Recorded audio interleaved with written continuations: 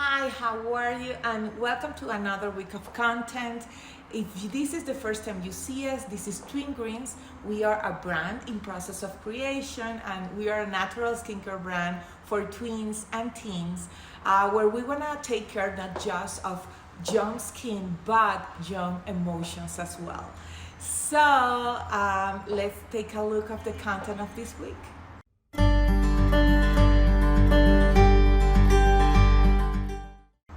Well, this last week we were talking about social media, how social media affects teen self-esteem, and how skincare can help us to boost their confidence through skincare rituals. Okay, so this week I want to take a topic which is body positivity. The body positivity movement has been created as a response of those standards that have been created through social media about the perfection of beauty that doesn't exist, by the way. So I think this is a very interesting topic, especially for young people, because there are so many standards that are affecting our kids' self-esteem, that I think we should take all those things that have been created through body positivity, body neutrality, that we can take those principles and apply them to the skin as well. So stay with me and let's talk about this. I love you.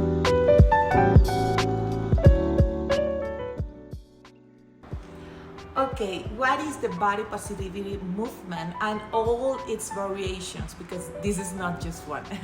Okay, the body positivity movement was created, as I told you, as a response of those standards that social media sold us. Okay, what started happening is that in what we see in magazines, in social media, are like perfect models. Okay, both for female models or male models. However, it was like, the perfect body, teen body, white, great eyes, great skin, and we started creating, we started believing that kind of perfection was achievable, okay, because of the use of filters or Photoshop.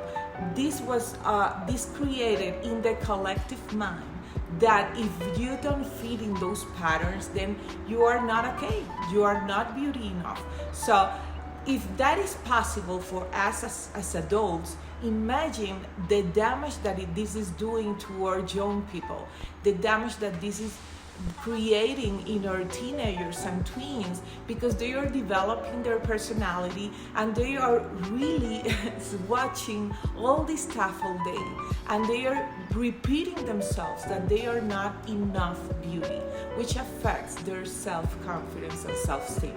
So body positivity it was born as a response for that, and is claiming to people to accept who they are, how they are, accept that beauty is not just a standard.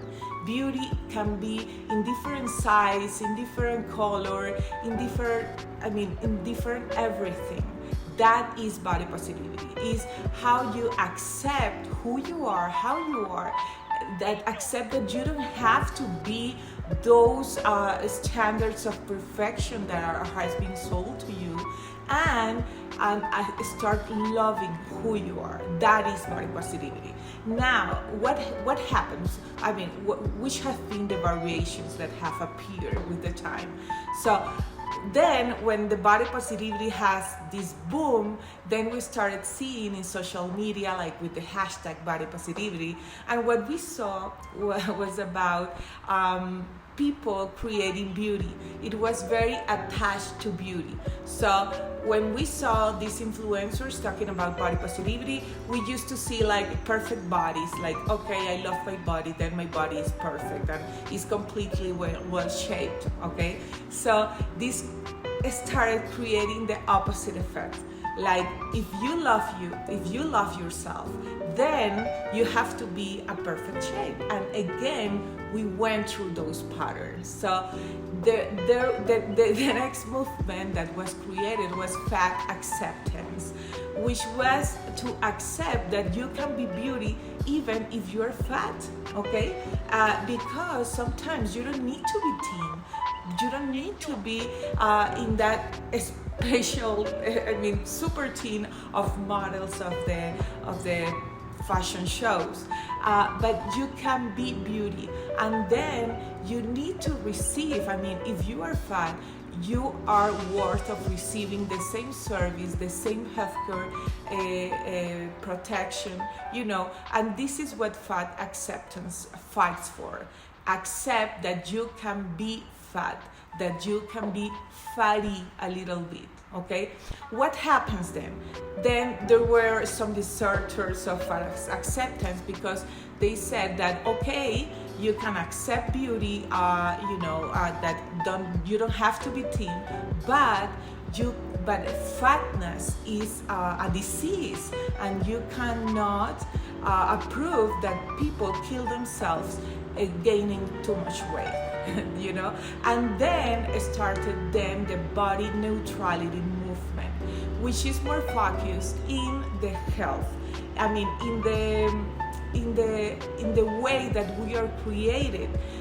So how to take care of functional things of our body. For example, if our eyes allow us to see the nature, then we have to take care of eyes. If our arms allow us to hug somebody, then we have to take care of our arms. So that is the body neutrality movement. So if we took all those three together and take the most important thing would be, we have to accept that we don't have to fit in a standard. That's great. We have to learn to love ourselves just the way we are. We can accept that we don't have to be thin, that people, like me, for example, I'm not thin at all. If you are not thin, if our kids are not thin, we have to accept that there is beauty in bigger shapes. There is beauty in different colors. So, and the body neutrality brings this will to take care from ourselves. Now, let's see how to apply all those to the skincare, and how can we can we teach to our kids, to our tweens and teens, and use that to boost their confidence as well. Well, why do we need to bring all those aspects of body positivity movement, body neutrality movement to the skin? The answer is just one word: filters. And probably we as adults have used filters in our photos, sometimes, or once in a while.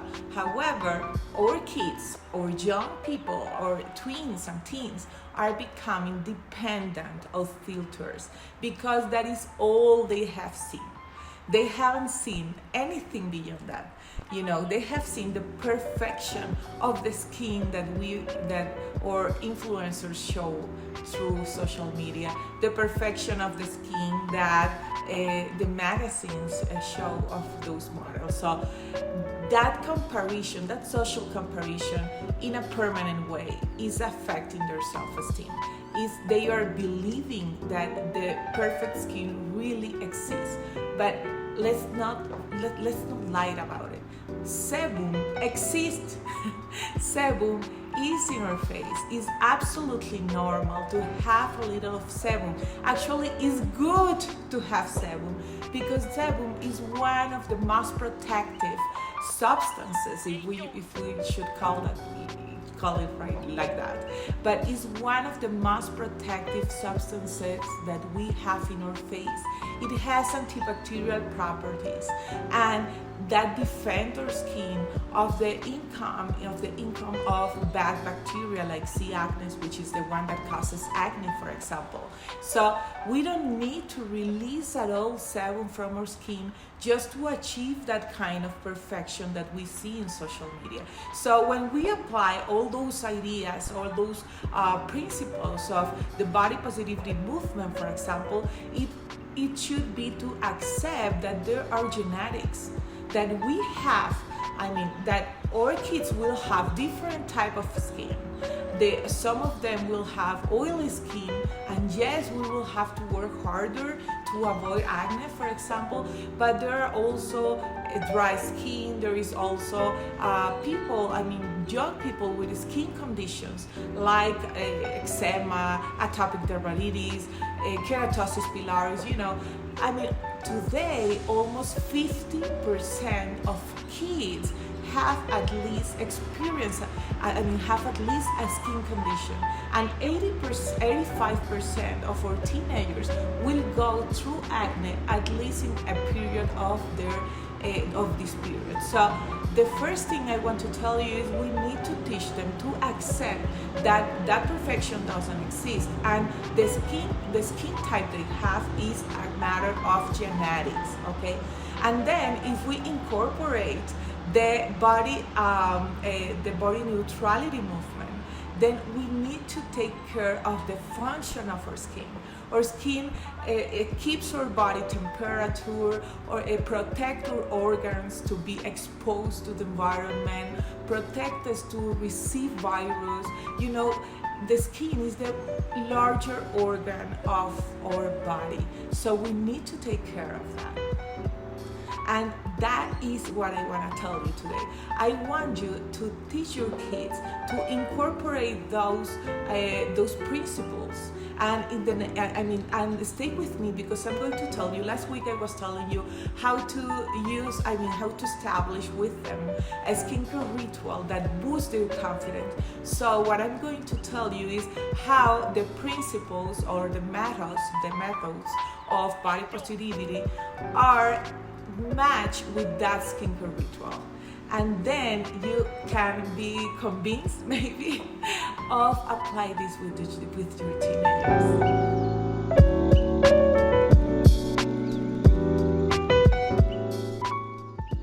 Okay, and last week we talked about how would a skincare ritual look like, and I told you about 3 steps. Anticipation, where is this step where the kid see what is going to put in their face, has this deep breath and intend a positive emotion for the moment.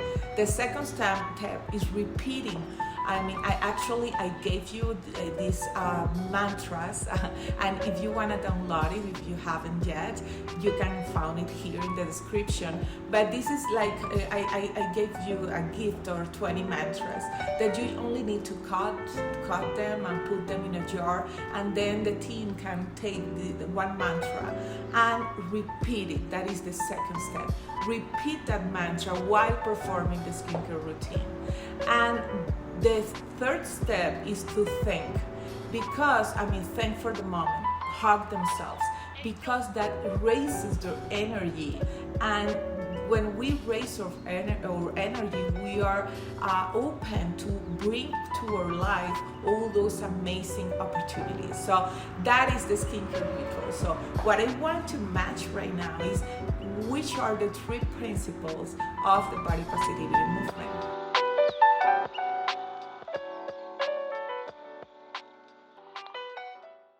Now, the 3 pillars of body positivity are perception, interpretation, and behavior. Perception is more related to our thinking. When a teenager looks at the mirror, what is seeing? After seeing all those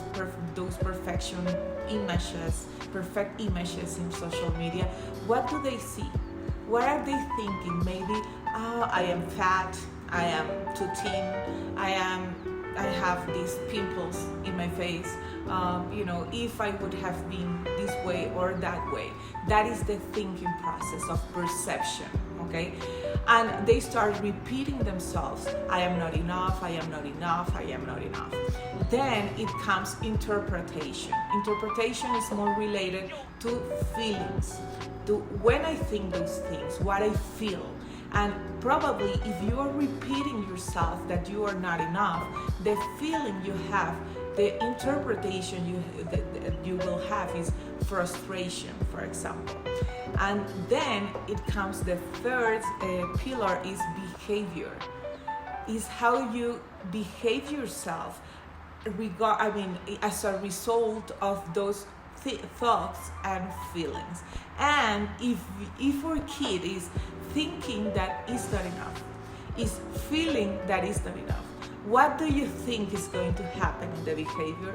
He's not going to take care of himself or herself. That's the truth, because there is not enough love. There is not that much love for themselves that takes them to want to take care of them. So let's match these 3 principles with the skincare ritual. And as I have just told you, the first step of the ritual is to intend. This anticipation step is to intend a positive emotion for this ritual, okay?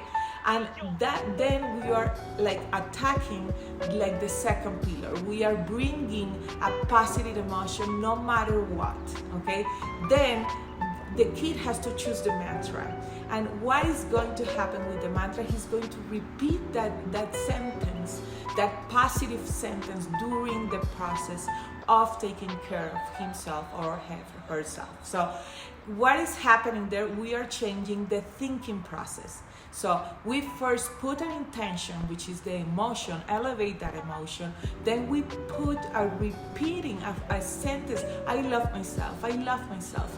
And maybe in the third step that we are asking them to thank for that moment, we are also changing that thinking and feeling process. And if we can change that during a behavior of taking care of themselves, we are going to associate that behavior with a positive emotion. What's going to happen is that the self-love is going to increase. And when we do that, they will increase their self-confidence as well. So this is the content that I have for today. I hope you have enjoyed it. Remember to download the mantras here in the description, because that will help your teenager or your tween kid. And I hope that you take this information and apply it to your teenager's life. Remember, if you haven't yet, share this video with other mom of teenagers that you know. Put a like in the video, follow us, and activate the subscriptions. I wait you here next week. Bye.